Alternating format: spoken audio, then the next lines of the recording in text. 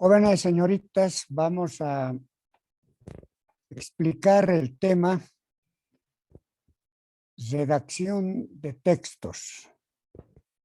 Este tema corresponde al segundo trimestre, es el tema 5, redacción de textos.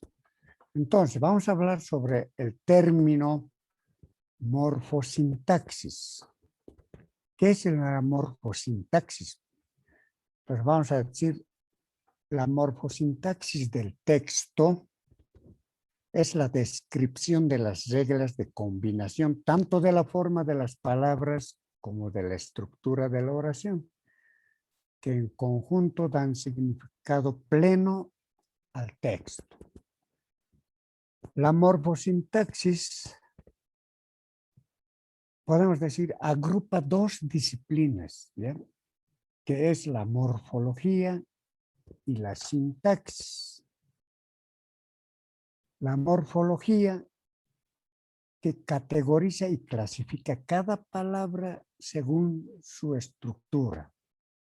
¿Ya? Por eso acá nos dice, la morfología es la parte de la gramática que estudia las palabras.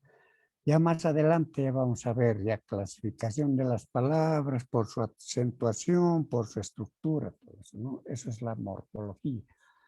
Luego tenemos la sintaxis. La sintaxis estudia el orden de las palabras, las cuales forman oraciones. Acá tenemos, por ejemplo, ¿para qué sirve la sintaxis? Pues nos dice, es para hablar y escribir correctamente. Cuando nos estamos expresando, las palabras tienen que tener coherencia, tienen que tener correlación, ¿verdad? Entonces, a eso se refiere la sintaxis. Entonces, hemos visto las dos disciplinas de la morfosintaxis, que es la morfología y la sintaxis. Bien, ahora vamos a ver que dentro de la morfosintaxis del texto se encuentra la palabra, la frase, la oración y el párrafo. Estos cuatro elementos vamos a estudiar ahora, qué es la palabra, qué es la frase, qué es la oración y qué es el párrafo. Entonces, en primer lugar, vamos a ver qué es la palabra. Esto ya es un repaso también para ustedes. Bueno, la palabra, sabemos muy bien, es el conjunto de letras, ¿no? Aquí tenemos varias palabras. Aquí. Es el conjunto de letras que dan forma y significado a una expresión verbal o escrita. Ahora vamos a ver también la clasificación de la palabra según su estructura. ¿Cómo se clasifica la palabra según su estructura? Aquí tenemos en palabras simples y en palabras compuestas. ¿Cuáles son las palabras simples? Las palabras simples son aquellas que tienen solamente un lexema en su estructura. O sea que tiene solo una palabra, un solo significado. Aquí tenemos ejemplo, taza, silla, se refiere a la silla, nada más, cámara, curso, música, rosa. Esas son las palabras simples que tienen un solo lexema o un solo significado. En cambio, las palabras compuestas pueden tener dos lexemas o dos significados, o pueden estar compuestas como por dos palabras. Como ejemplos tenemos corta uñas, espanta pájaros, paraguas, abre latas. Entonces, esas son la clasificación de la palabra según su estructura. Bueno, pasamos. Ahora vamos a seguir con la palabra. Seguimos con la palabra, ¿no? La acentuación en la palabra, vamos a ver. Primeramente, vamos a repasar qué es la acentuación. La acentuación es la mayor elevación de voz con que se pronuncia una de las sílabas de una palabra. No hay un golpe de voz, ese es el acento. Esta sílaba se llama tónica. Dicha sílaba puede llevar acento prosódico o puede llevar acento ortográfico. En el acento prosódico, por ejemplo, es la elevación de voz que solo se pronuncia, nada más. Hay golpe de voz. Ejemplo, tenemos mandril, caracol, casco, tiempo, chamaza, mandarí, ¿verdad? Hay golpe de voz sin tilde. En cambio, en el acento ortográfico, a diferencia del anterior, su elevación de voz es representada por una línea oblicua llamada tilde, la cual está escrita encima de la vocal de la sílaba tónica. Ejemplos: erupción, todos llevan tilde.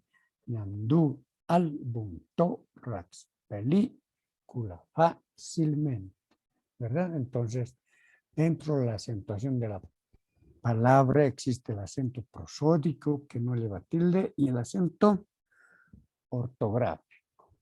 Pasamos. Ahora vamos a ver la clasificación de la palabra según su acentuación. Ustedes ya lo conocen. Clasificación de la palabra según su acentuación son las palabras agudas, graves o llanas, las palabras esdrújulas, las palabras sobreesdrújulas. Estamos haciendo un repaso. Las palabras agudas, ¿cuáles son las palabras agudas? Son las que llevan la elevación de voz en la última sílaba, ¿no? En la última sílaba. Pueden ser de acento prosódico o pueden ser también de acento ortográfico. Aquí tenemos ejemplo. Actriz, es el acento prosódico. Buzón, es acento ortográfico. Tenemos reloj, hotel, limón, café, París, caracol, tambor. Entonces son las palabras agudas. Luego tenemos las palabras graves o llanas. Son las que tienen la elevación de voz en la penúltima sílaba, ¿no? En la penúltima sílaba. Son de acento también prosódico y ortográfico. Como ejemplos tenemos árbol, acento ortográfico. Limpian, acento prosódico. Tiempo, maestra, quiero, móvil y así sucesivamente. Tenemos varios ejemplos. Azúcar, libros, ¿verdad? Bien, hemos visto las palabras agudas, graves o llanas. Seguimos con la clasificación de las palabras según su acentuación. Ahora vamos a ver las palabras esdrújulas. ¿Cuáles son las palabras esdrújulas? Ya vamos a recordar. La elevación de voz se encuentra en la antepenúltima sílaba y todas llevan tilde, sin excepción. ¿Ya? Tenemos como ejemplo héroe, satélite, todas llevan tilde. Sábado, pájaro, cómico, pícaro, fábrica, y así sucesivamente. Tenemos luego las palabras sobresdrújulas. Son aquellas cuya sílaba tónica se encuentra antes del antepenúltimo lugar. También aquí todas llevan tilde. Como ejemplo tenemos aquí, por ejemplo, gánatela, recójaselo, bájensela. Podemos también dar otros ejemplos, fácilmente, ágilmente, y así sucesivamente. Entonces hemos visto ya la clasificación de la palabra según su acentuación, que son las palabras agudas, graves o llanas, esdrújulas y las sobresdrújulas. Bueno, con eso hemos visto lo que es la palabra. Ahora vamos a ver como dos, la frase. Ya sabemos qué es la frase. Decimos, la frase pues es una secuencia de dos o más palabras que expresan una idea simple o compleja, pero no tiene verbo en modo personal. O sea, es un pensamiento, podemos decir, incompleto, ¿ya? No es como la oración completa, es incompleto. Una frase nada más. Aquí tenemos, por ejemplo, un mono travieso, nada más. La patria amada,